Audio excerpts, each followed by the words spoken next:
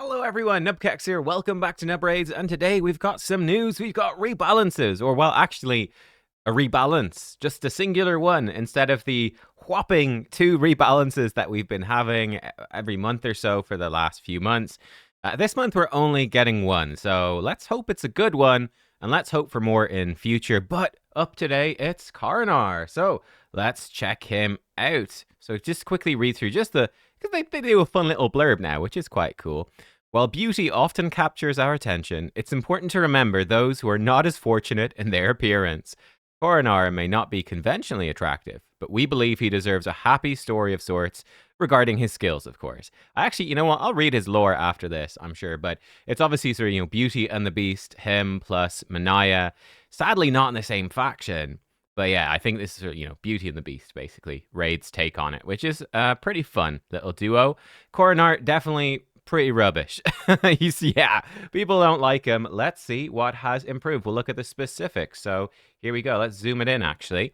Actually, you know what? First thing, he's got an aura now, an 80 resist in all battles aura. Kind of cool. So his A1. This used to be a attacks all enemies with a 50% chance of decreasing each target's turn meter by 5%. Now it's 10%, so they've doubled the turn meter reduction.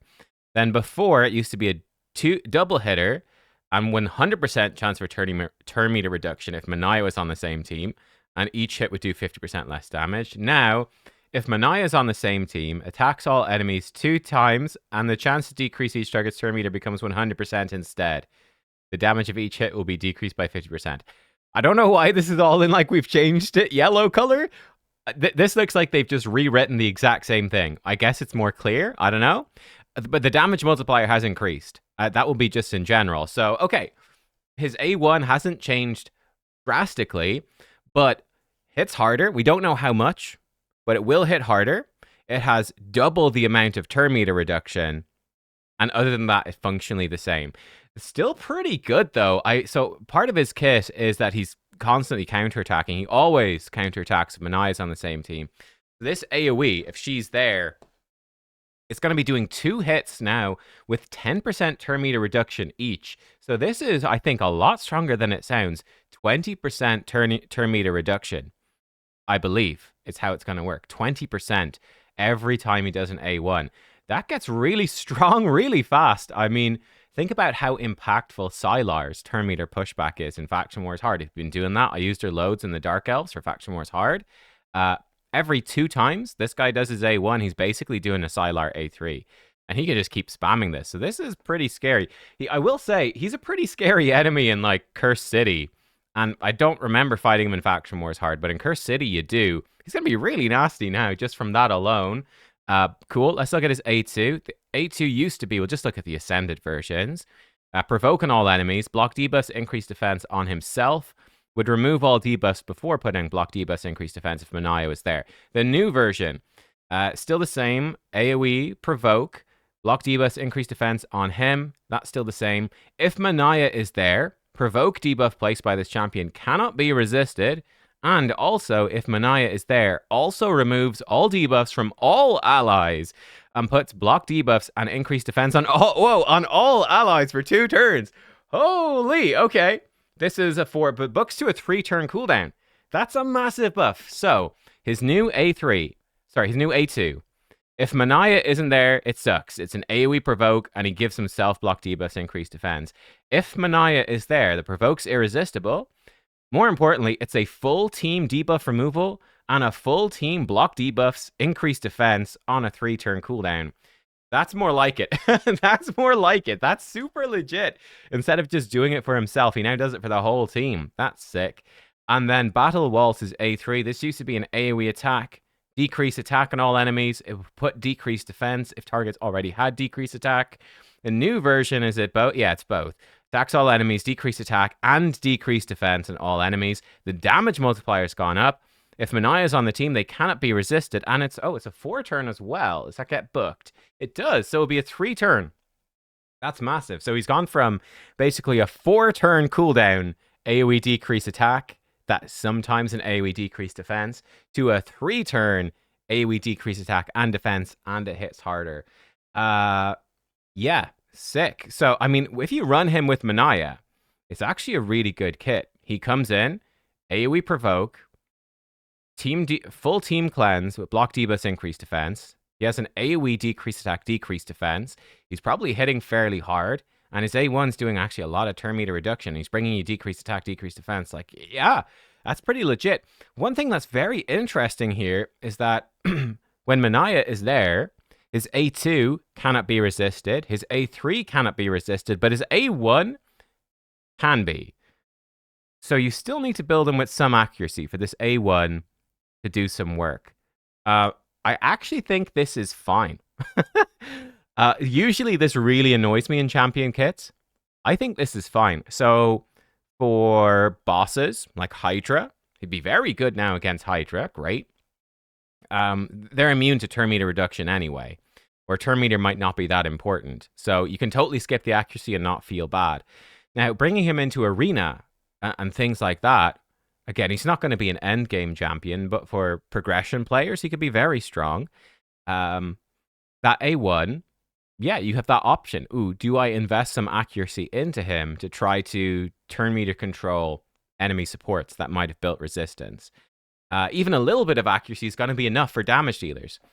But then people got a bit of a way to play back against it as well. You can go, okay, it's a Khoronar. Well, it's unlikely he's got really high accuracy, so I can throw in a high resist champion, and those high resist champions aren't going to get their turn meter pushed back, so I can control it. You can play against it in Cursed City as well. You can build resist, and this stuff will happen, but you can protect yourself from the turn meter stuff with resistance, so like block debuffs and resistance, and he's not going to be able to do any debuffs or turn meter stuff to you, so that would be cool. So yeah, I actually think it's fine. I think it's fine that this still relies on accuracy, and you probably wouldn't be building them with super high accuracy anyway. It'll just be like, I'll build enough to hit some damage dealers that don't have any resistance built, but other champions will get away with it.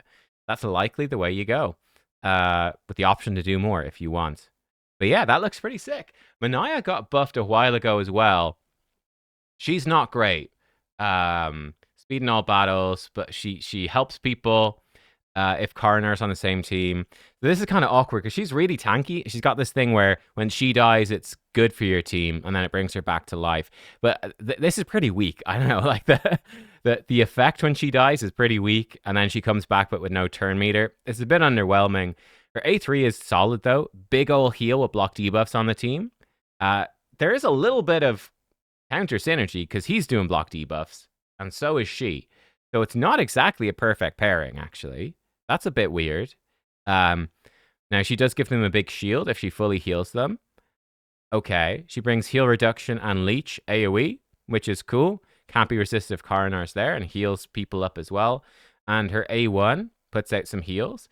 Yeah, I guess like if you took away her block debuffs and gave her something else, she'd be really... Like, the block debuff's actually pretty useful, so you probably don't want to take that away.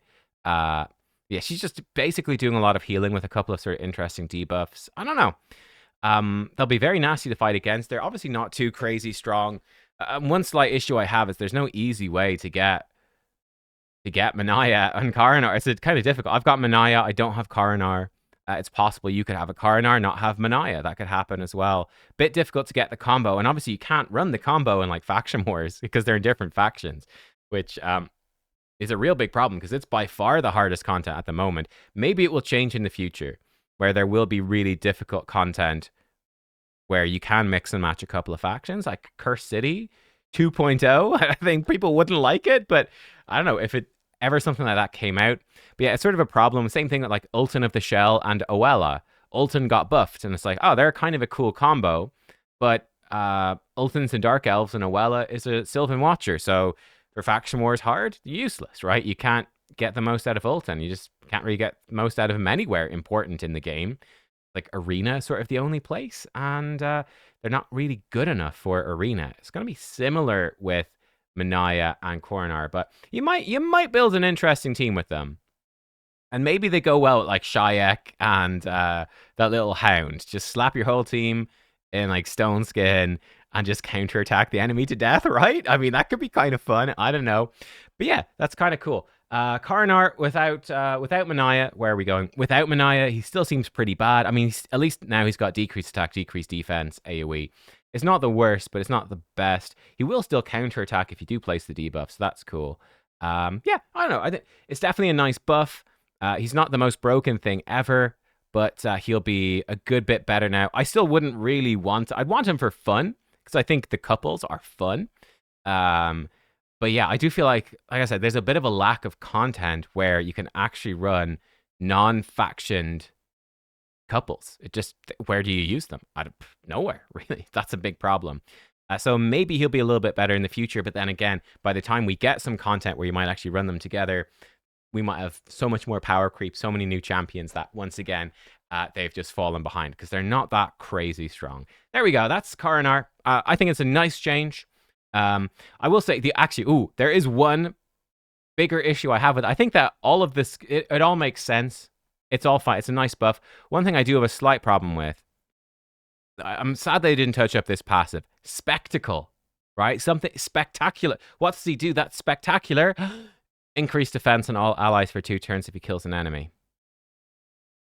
That's not a spectacle. That's not a spectacle. That's boring. And he's going to be giving increased defense for his whole team on a 3-turn cooldown now anyway. So it's really boring. Yeah, I'm not a fan of that one. Not a fan, but...